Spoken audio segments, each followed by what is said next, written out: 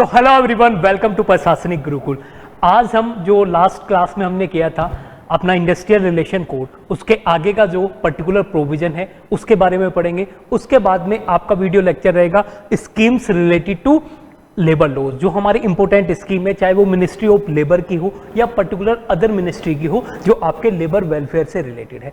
Scheme के section के बाद में मैं कुछ आपको पोर्टल भी बताऊंगा, इंपॉर्टेंट जो अदर सॉल्यूशंस भी है required to labour regarding with labour welfare. ठीक है, तो वो सारी चीजें हम यहाँ पे डिस्कस करेंगे। सबसे पहले हम अपने इंडस्ट्रियल रिलेशन कोड को खत्म कर लेते हैं, क्योंकि इसके कुछ प्रोविजन रह गए थे जो इंपॉर्टेंट प्रोविजन है। देखिए, मैं फिर से आपको कह रहा हूँ, जब इंडस्ट्रियल रिलेशन कोड का आप एमसीक्यू देखेंगे, हम आपको एमसीक्यू का जो क्लासेज रहेगा, शॉर्ट वीडियोज उस पर रहेंगी, तो एमसीक्यू में आपको पता चलेगा कि ये पर्टिकुलर जो है आपका प्रोविजन ऐसे पूछा जा सकता है। यहाँ पे मैं आपको एक ओवरव्यू दे रहा हूँ कि आपको जब भी IR का नोट्स आप पढ़ेंगे उसमें आपको यहाँ पे फोकस करना है। ठीक है, और जितने भी कंसेप्चुअल अगर कुछ चीजें हैं वो मैं आपको यहाँ पे बता दूंगा। ऐसे ही हमारे फिर 2 कोड बचेंगे, उनको भी हम नेक्स्ट क्लासेज में 2 में अपना कवर कर लेंगे। ठीक है, तो इंडस्ट्रियल रिलेशन कोड में आप अगर सेक्शन 21 पे जाते हो तो 21 क्या देता है? 21 बताता है कि डिस्क्वालिफिकेशन जो है ट्रेड यूनियन के जो मेंबर्स हैं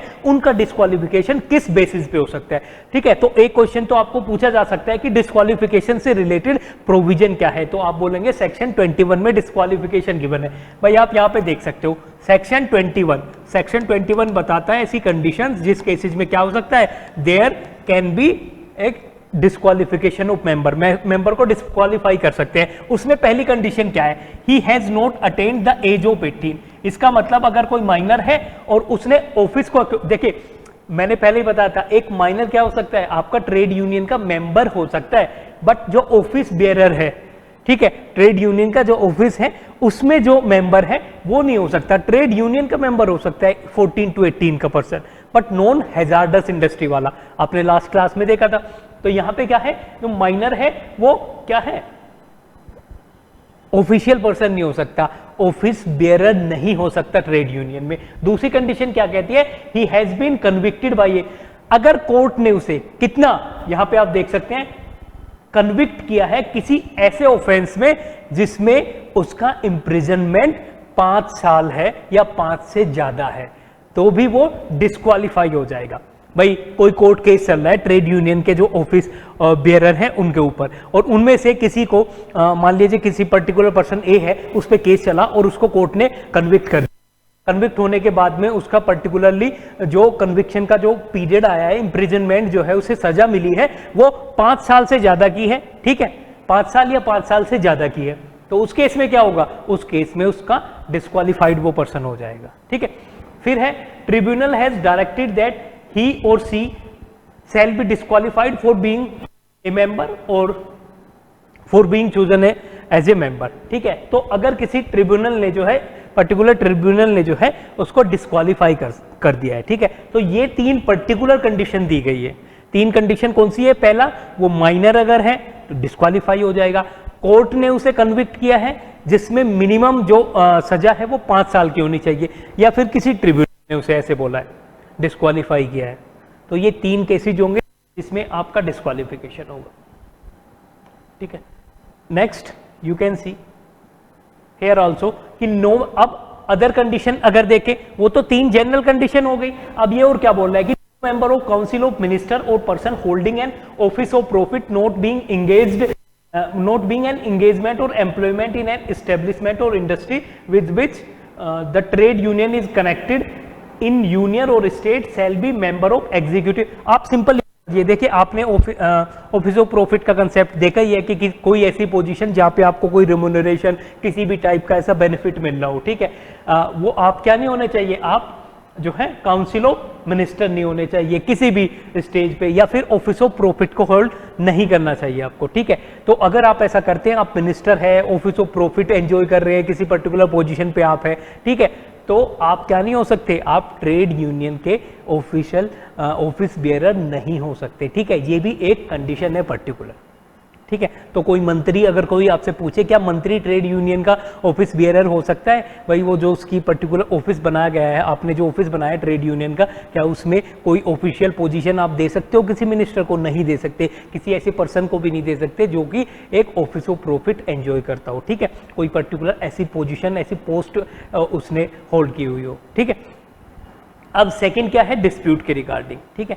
अब सेकंड क्या कहता है, एडजुडिकेशन ऑफ डिस्प्यूट कैसे होगा, adjudication of dispute of trade union. देखिए यहाँ पे ट्रेड यूनियन के बारे में बात है कि ट्रेड यूनियन का पर्टिकुलरली आप कैसे एडजुडिकेट करेंगे। तो सेक्शन 22, अगर आपसे क्वेश्चन पूछा जाता है which of the following provision is related to the resolution of dispute of trade unions, trade union का डिस्प्यूट किस पर्टिकुलर सेक्शन में है, वो आपका सेक्शन 22 में है। अब सेक्शन 22 बोलता क्या है, सेक्शन 22 बोलता है कि when A dispute arise between one, देखिए किसी एक ट्रेड यूनियन में या एक से ज्यादा ट्रेड यूनियन में भी है, इसमें वर्कर्स के बीच में है विद इन ट्रेड यूनियन, ठीक है, या फिर within where a dispute is in respect of trade union which is a federation of, ऐसा हो सकता है बहुत सारी ट्रेड यूनियन के फेडरेशन के बीच में। आपको पता है कि कुछ ऐसी भी ट्रेड यूनियन है जो फेडरेशन लेवल पे है, उसके जो है डिफरेंट रीजनल जो है उसके क्या है, रीजनल ऑर्गेनाइजेशन भी है उस पर्टिकुलर ट्रेड यूनियन के, उनके बीच में भी हो सकता है, ठीक है। तो डिफरेंट काइंड ऑफ डिस्प्यूट, ये काफी डेफिनेशन है, आपको पढ़ना नहीं है, सिंपली सेक्शन 22 आपको याद रखना है कि adjudication of dispute regarding the trade union, ठीक है, ट्रेड यूनियन के रिगार्डिंग, ठीक है। तो यहां पर क्या है कि एप्लीकेशन में be made in such a manner as may be prescribe to tribunal having jurisdiction over the area. भाई वहां पर जो ट्रिब्यूनल जिसका जुरिस्डिक्शन होगा उसमें आप एक एप्लीकेशन सबमिट कर सकते हो इसके रिगार्डिंग, ठीक है। और यहां पे एक और कंडीशन दे दी कि कोई अदर कोई ट्रिब्यूनल, मान लिया उस पर्टिकुलर स्पेसिफिक इश्यू को रिजोल्व करने के लिए एक ट्रिब्यूनल स्पेसिफाइड है कि भाई ये ट्रिब्यूनल सुनेगा ऐसे मैटर, तो वहां पर फिर आप किसी अदर जो सिविल कोर्ट है वहां पे नहीं जा सकते, उस पर्टिकुलर सिविल कोर्ट को बार किया गया है कि आप यहां पर फिर इस पर्टिकुलर डिस्प्यूट को में प्रोसीडिंग नहीं कर सकते, ठीक है। तो ये इसमें भी ज्यादा इंपॉर्टेंट नहीं है, 22 का बस याद रखना कि ट्रेड यूनियन का किसी भी टाइप का डिस्प्यूट होगा सेक्शन 22 आएगा। मैं आपको कह रहा हूं एग्जामिनेशन में ये कंडीशन तो नहीं आएगी, ठीक है, पर फिर भी आप याद रख लेना कि सिविल कोर्ट को बार किया गया है, ठीक है। फिर आपको proportion of office bearer to be connected with industry, ये मैंने आपको बताया भी था, पर सेक्शन 23 क्या कहता है कि note less than half of total number of office bearer of every registered trade union in an unorganised sector shall be person actually engaged or employed in that particular establishment or industry with which the trade union is concerned। देखिए आप कोई भी particular trade union है, उसके आप मान लीजिए 10 office bearer है, तो उन ऑफिस बियरर में से नॉट लेस देन 1/2, 10 में से 5 मेंबर जो है कम से कम, मैं कह रहा हूं नॉट लेस देन हाफ, तो मिनिमम कैटेगरी एटलीस्ट 5 मेंबर, मान लिया 10 ऑफिस बियरर है, आपने एक ट्रेड यूनियन बनाई, रजिस्टर्ड ट्रेड यूनियन, उसका जो ऑफिशियल जो मेंबर है वो आपके 10 है, उनमें से कम 5 मेंबर क्या होने चाहिए, वो इंगेज्ड होने चाहिए उसी पर्टिकुलर इंडस्ट्री में जिससे रिलेटेड ट्रेड यूनियन है।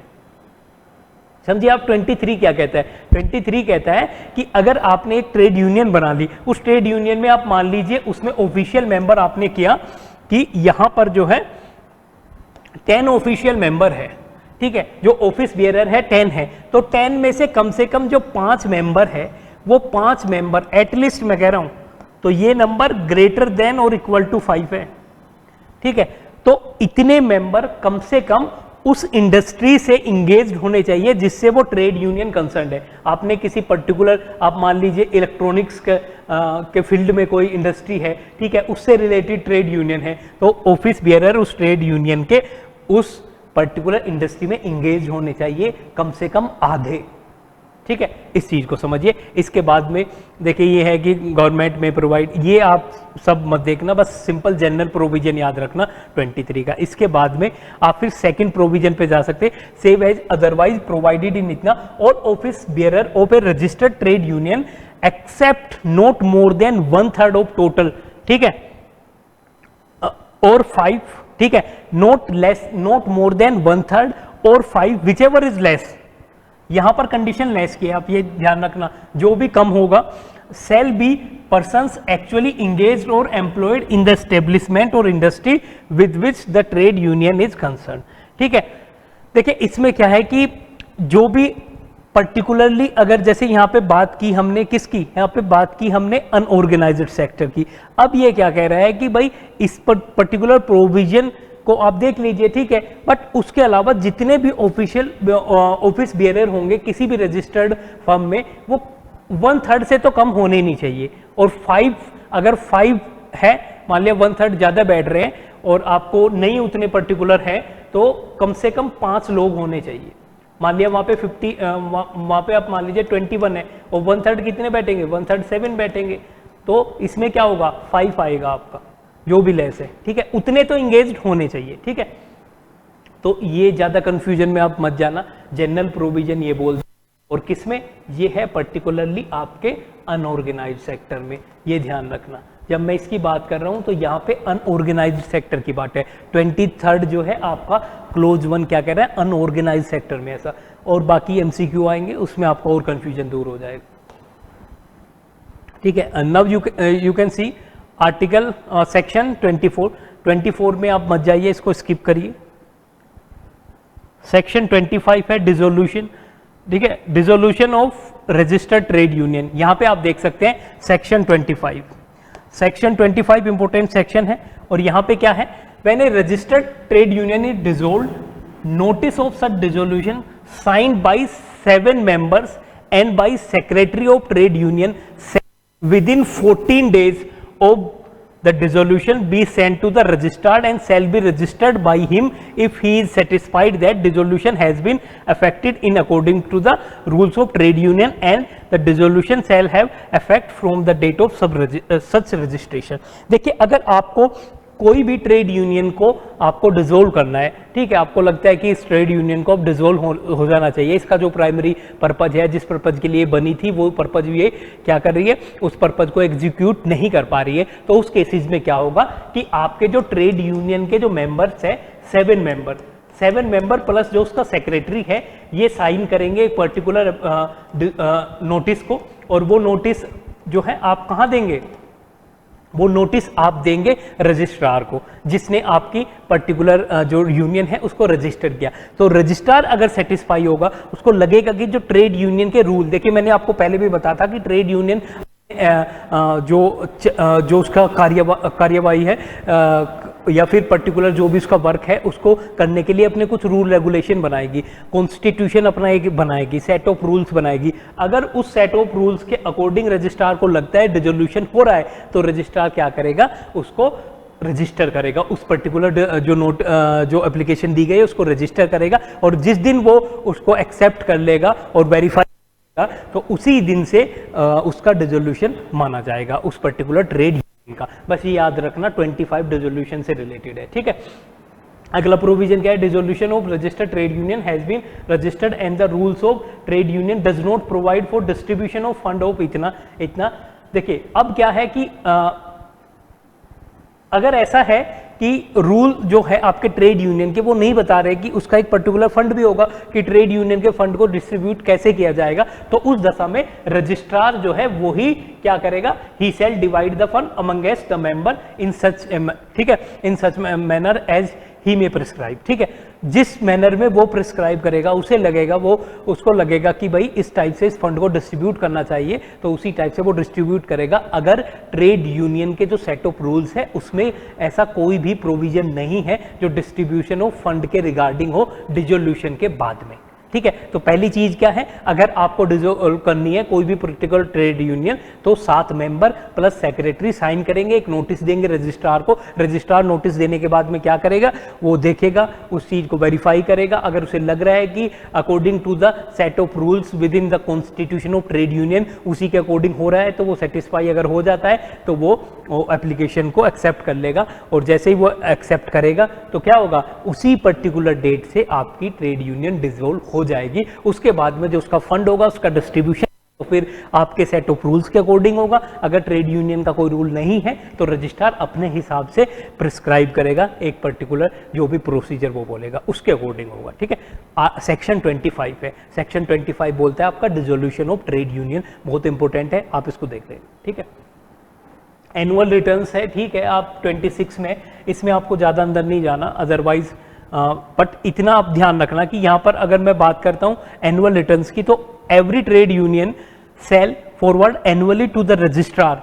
जो एनुअल रिटर्न्स जो है वो किसको देंगे ट्रेड यूनियंस, वो सबमिट करेंगे, किसको करेंगे, वो करेंगे फॉरवर्ड करेंगे आपका रजिस्ट्रार को। अब वो कौन सी डेट कौन सी है, ठीक है, डेट यहां पर जो है आप 31 डे ऑफ दिसंबर, ठीक है, यहां पर एक जनरल डेट आप देख लीजिए कि आपको अपना जो भी रिटर्न में जो भी आपकी लाइबिलिटीज होगी, जो भी आपको पर्टिकुलर क्या मिला हुआ है, देखिए यहाँ पे आप एसेट या लाइबिलिटी, इन सब का जो भी लेखा जोखा होगा आपको रजिस्ट्रार को, किसको देना, रजिस्ट्रार को। कैसे सबमिट, कब तक सबमिट करेंगे, 31 डे ऑफ दिसंबर, यानी कि 31 दिसंबर को जो है आपको वो सबमिट करना होगा। जनरल प्रोविजन याद रखिए, बाकी सारी चीजें क्या कॉपी किसको देनी है वो सब जाना, इतना डिटेल में आपसे कोई पूछने वाला नहीं है। एनुअल रिटर्न का आप ये ध्यान रखना कि ट्रेड यूनियन अपना एनुअल रिटर्न कहाँ पे सबमिट करती है, रजिस्ट्रार के वहाँ पे सबमिट करती है, और जनरल डेट उसकी 31 दिसंबर है। बस ये दो इन्फॉर्मेशन याद रखनी है। Recognition of trade union at central and state level, यहाँ पे सेक्शन 21 क्या कहता है, where the central government is of the opinion that it is necessary, ठीक है, दैट ट्रेड यूनियन और federation of trade union is to be recognized at central trade union at central level, it may recognize such trade union और federation of trade union as central trade union in such manner और for the purpose. यहाँ पे आपको ज्यादा नहीं, देखिए section 21 क्या कहता है कि अगर किसी अगर सेंट्रल गवर्नमेंट को लगता है कि भाई ट्रेड यूनियन जो है काफ़ी वाइड है और ये इसका जो रिकॉग्निशन है वो काफ़ी वाइड है, बहुत सारे स्टेट को इंक्लूड करता है और सेंट्रल लेवल पे इसको रिकॉग्निशन की ज़रूरत है, तो वो उसको as a central level trade union जो है रिकॉग्नाइज कर सकता है। बस 27 ये बोलता है।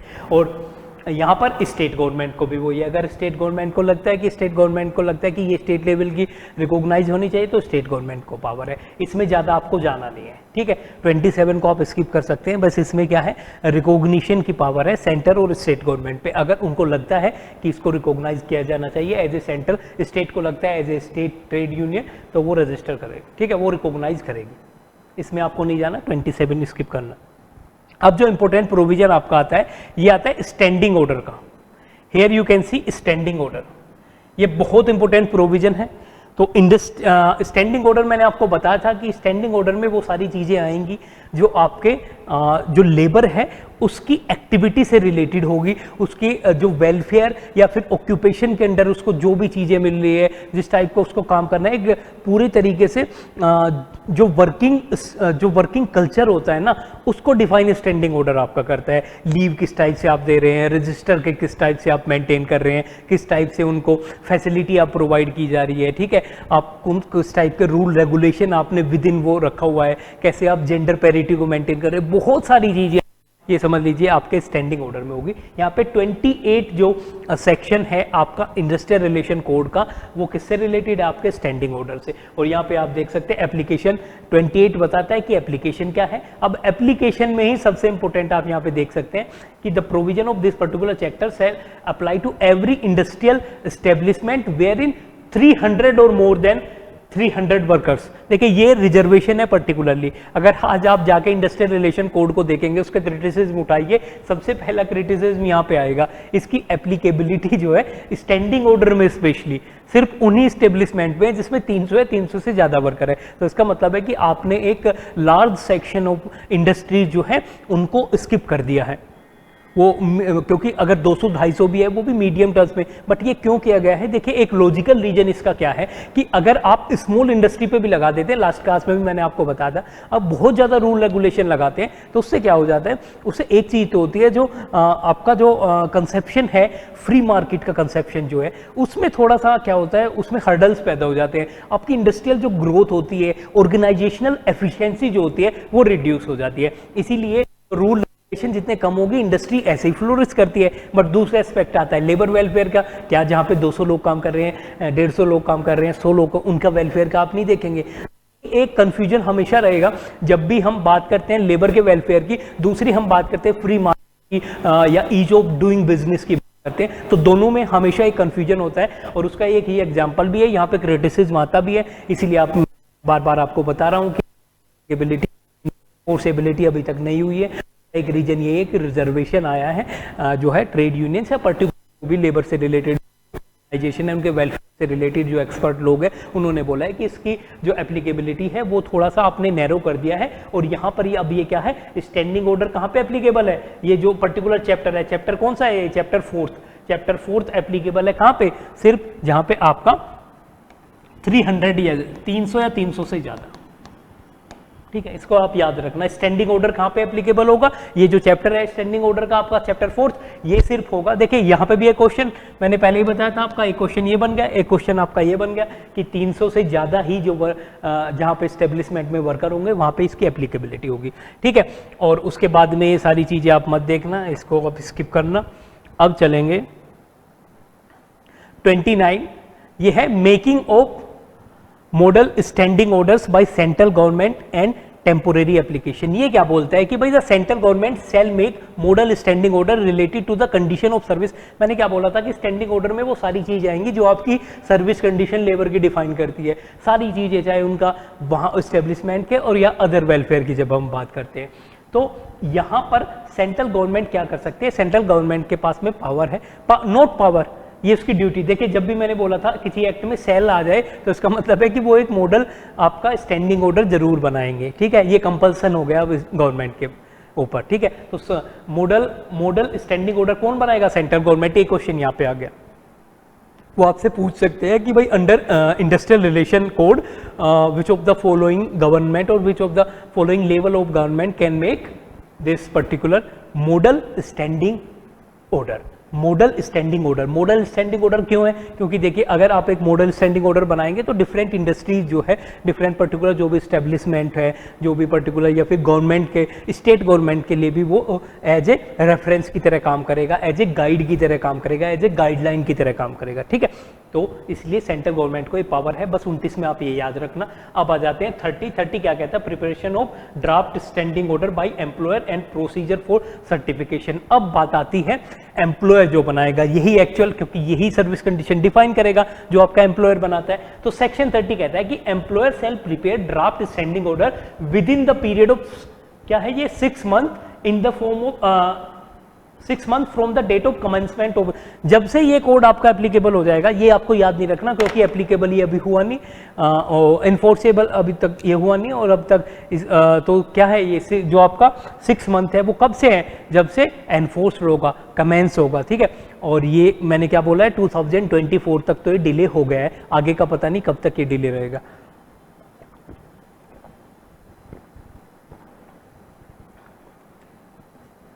तो 29 में सेंट्रल गवर्नमेंट एक मॉडल बनाएगी, मॉडल के बेसिस पे यहाँ पे एम्प्लॉयर क्या करेगा, एक अपना ड्राफ्ट बनाएगा, ठीक है। ये लिखा हुआ है referred to in section 29 in respect to the matter specified in first schedule। मैंने आपको बताया कि फर्स्ट शेड्यूल आपका जो स्टैंडिंग ऑर्डर में जो कंडीशंस है सर्विसेज की वो सारी गिवन है, बहुत सारी कंडीशंस मैंने आपको दिखाई थी, वो याद नहीं रखना, आपको जनरल रखना है कि वो जो लेबर से कि वेलफेयर, उसका लीव एप्लीकेशन, वो वहाँ पे मेडिकल फैसिलिटी प्रोवाइड कर रहे हैं, कुछ भी आप प्रोवाइड कर रहे हैं, ठीक है, जिससे आप एक ऐसा इकोसिस्टम बना पाए जहाँ पे लेबर एक डिग्निफाइड अपनी लाइफ को भी एंजॉय कर पाए और डिग्निफाइड वे में वो काम कर पाए, कंट्रीब्यूट कर पाए, ऐसी कंडीशंस आपको देनी है। तो जो सर्विस कंडीशन है आपको अच्छी सर्विस कंडीशंस बनानी है, ठीक है।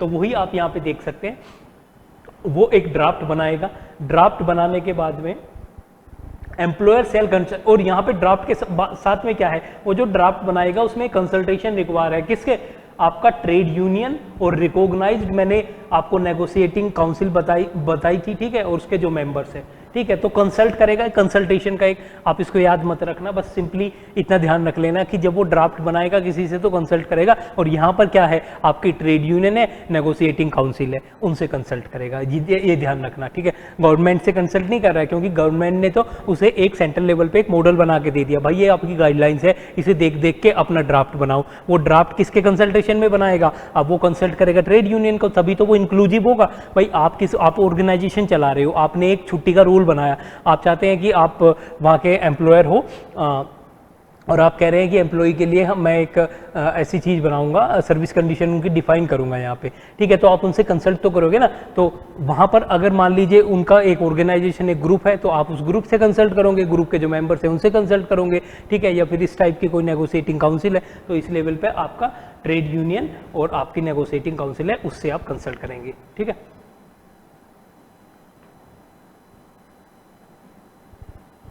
बस इतना ही आप याद रखना, ठीक है। और उसे सर्टिफाई तो उसे कराना ही पड़ेगा, ठीक है। ये इसका सर्टिफिकेशन होगा, जो भी वो जो भी वो प्रिपेयर करेगा ड्राफ्ट, उसके बाद में उसका सर्टिफिकेशन होगा, ठीक है। इसमें ज्यादा में जाना नहीं है आपको।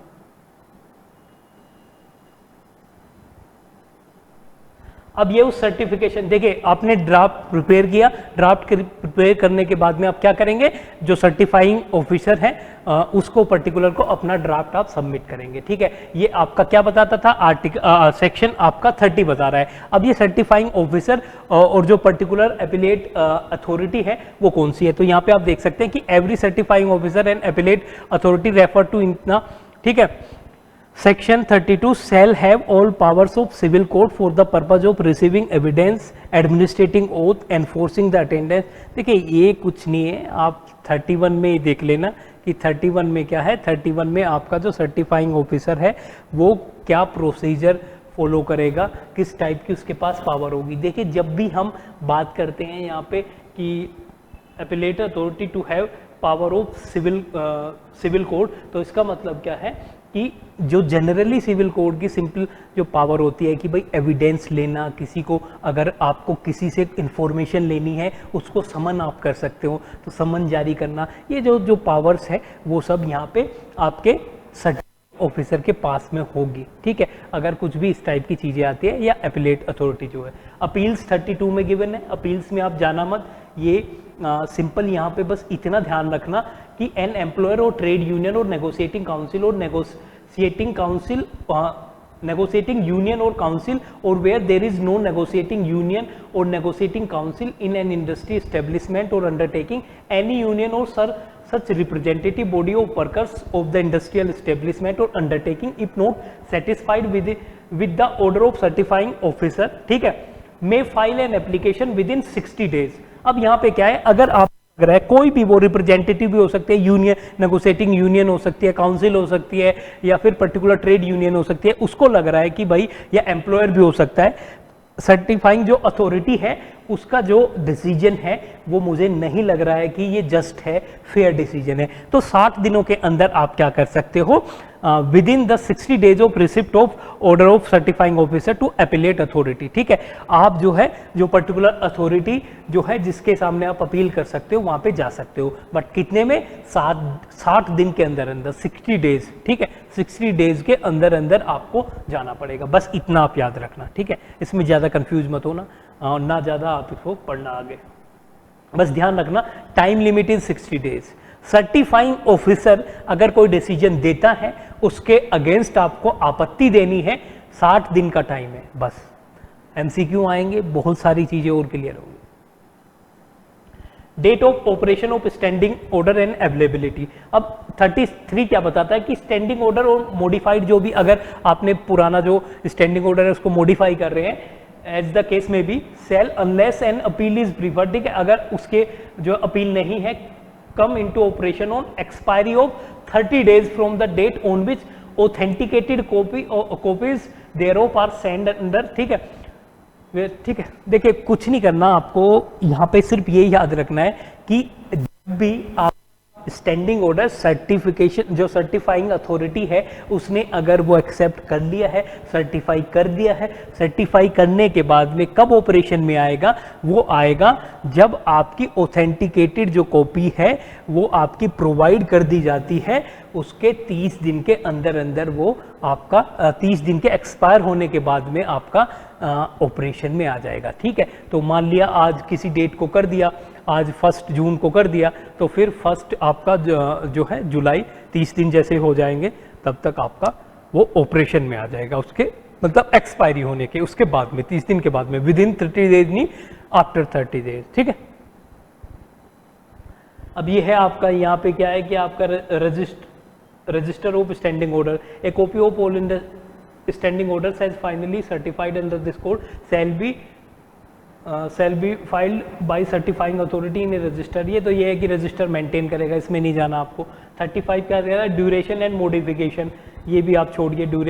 ड्यूरेशन आप देख सकते हैं वैसे, the standing order certified under, जो भी आपका 30 में सर्टिफाई हुआ है, shall not except on the agreement between employer and workers or negotiating union or council trade union representative be liable to modification until the expiry of 6 months from the date on which standing order or last modification came into operation। तो ये expiry days कितना, 6 month का expiry days में बता रहा है। ठीक है, तो ज़्यादा इस प्रोविजन में भी आप मत जाना। ठीक है, oral evidence in contraction of standing order, यहाँ पे भी ज़्यादा नहीं जाना। इंटरप्रिटेशन ऑफ स्टैंडिंग ऑर्डर, ये भी आपको नहीं देखना। अब सबसे इंपॉर्टेंट आपका आ जाता है time limit for completing disciplinary proceeding and liability to pay subsistence allowance. ये आप देखिए सेक्शन 38, ये क्या कहता है, where any worker is suspended by employer pending investigation और इंक्वायरी इनटू कंप्लेंट्स और charges of misconduct against him, such investigation or inquiry or where there is an investigation followed by an inquiry, both investigation and inquiry shall be completed generally ordinary within the period of 90 days from the day of suspension। ठीक है, अगर कोई भी inquiry investigation conduct हो रहा है किसी particular employ के अगेंस्ट और उसको सस्पेंड करके आपने एक इंक्वायरी बैठा दी, इन्वेस्टिगेशन बैठा दिया, या फिर दोनों चीजें हैं उसमें, 90 डेज में कंप्लीट होना चाहिए। ये डेट आपको याद रखनी है।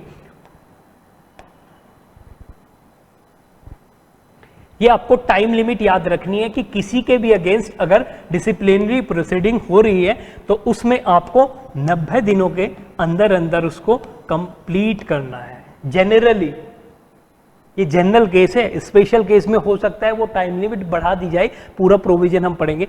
सेकंड क्या कह रहा है कि स्टैंडिंग ऑर्डर सर्टिफाइड अंडर, ये फिर वो है जो आपके सेक्शन 30 में है। ठीक है, और अंडर इतना shall provided where a worker is suspended.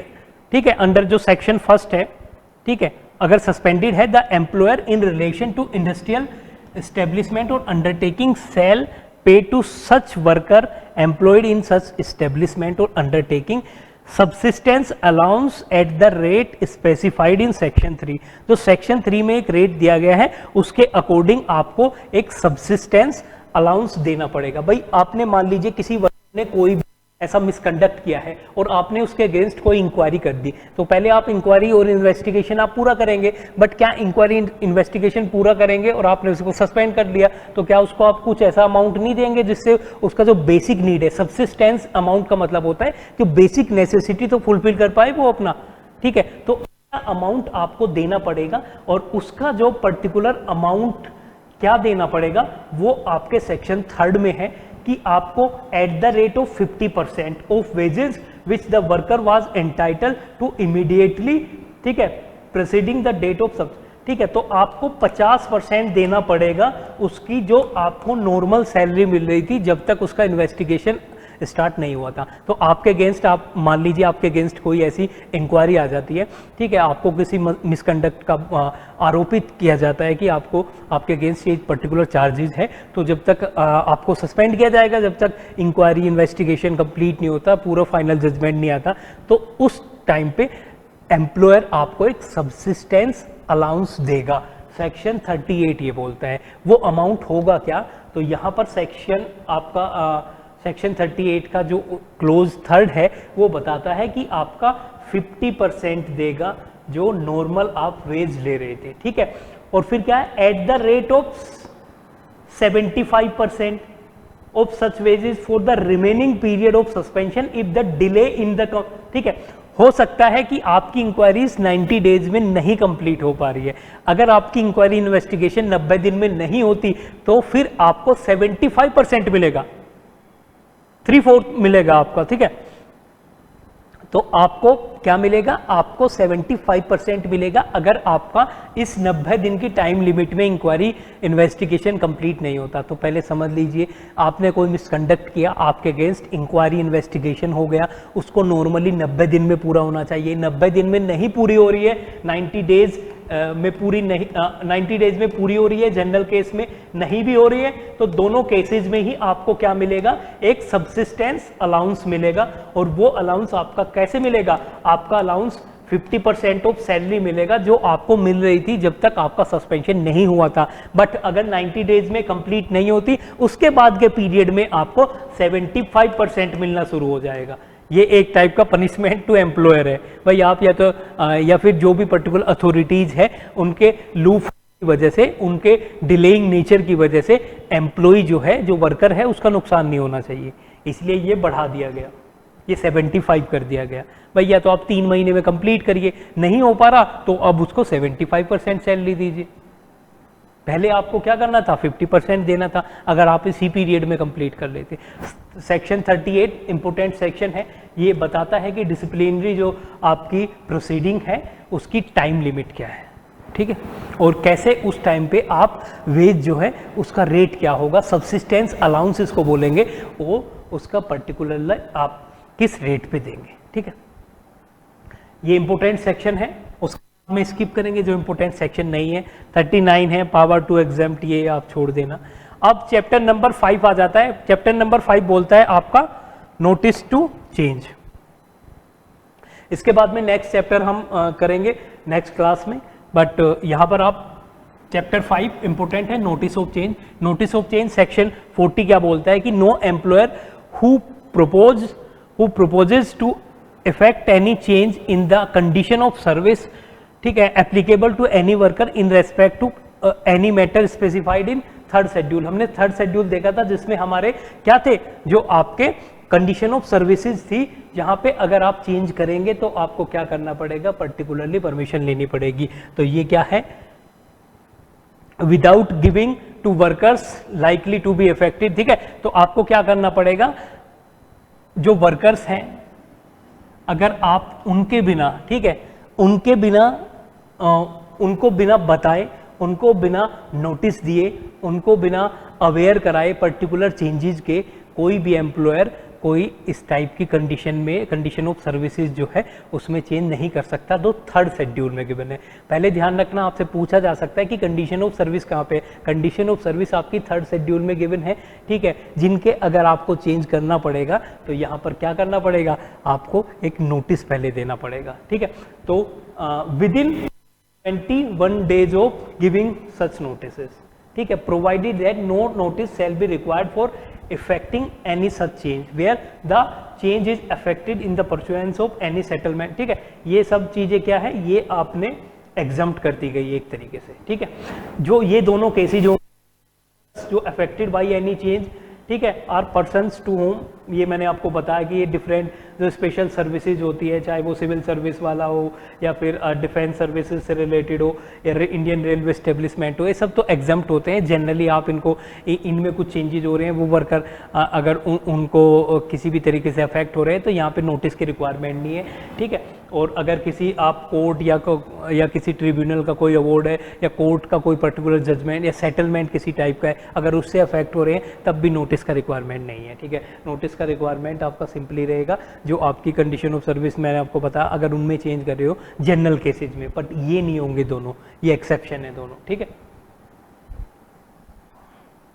और फिर आपको पता है कि ये आपका क्या है, in the case of emergent situation, कुछ इमरजेंसी की ऐसी सिचुएशन होगी उसमें भी नहीं होगा। और या फिर आपका order of appropriate government in the pursuance of any settlement, वही कोई कोर्ट का ऑर्डर या फिर पर्टिकुलर जो सेटलमेंट हुआ है उसके रिगार्डिंग अगर गवर्नमेंट का किसी भी टाइप का ऐसा ऑर्डर है जो कि आपके जो उस पर्टिकुलर इस्टेब्लिशमेंट में, पर्टिकुलर ऑर्गेनाइजेशन में वर्कर्स को अफेक्ट कर रहा हो, उस पर भी एप्लीकेबल नहीं रहेगी। ठीक है, तो 4 इसके एग्जाम्पशन है, आप फिर से देख लीजिए, 4 इसके एग्जाम्पशन ये रहेंगे। ठीक है, और टाइम पीरियड क्या है, विद इन 21 डेज। ठीक है, नोटिस के 21 डेज। ठीक है, और यहाँ पर 4 एग्जाम्पशन है, एक तो अगर कोर्ट का कोई अवॉर्ड है या फिर सेटलमेंट किसी टाइप का है या फिर ये पर्टिकुलर जो आपके रूल्स है या फिर वर्कर्स जो इनसे अफेक्टेड है, और या फिर आपका कोई इमरजेंसी सिचुएशन है या फिर गवर्नमेंट अपना कोई ऑर्डर लेके आ रही है किसी भी पर्टिकुलर सेटलमेंट या फिर किसी भी पर्टिकुलर ट्रिब्यूनल का कोई अवॉर्ड है उसको इम्प्लीमेंट कराने के लिए। ठीक है, तो उस केसेस में भी आपका आर्टिकल 40 अप्लाई नहीं होगा। 4 एग्जम्पशन फिर से मैं आपको बता रहा हूँ। ठीक है, 41 आप छोड़िए, power of appropriate government to exempt, इसको भी आप छोड़िए। अब आते हैं आपका चैप्टर आपका 6th, voluntary reference to dispute to arbitration. ठीक है, of dispute to arbitration 6th को हम नेक्स्ट क्लास में कंप्लीट करेंगे। So thank you so much.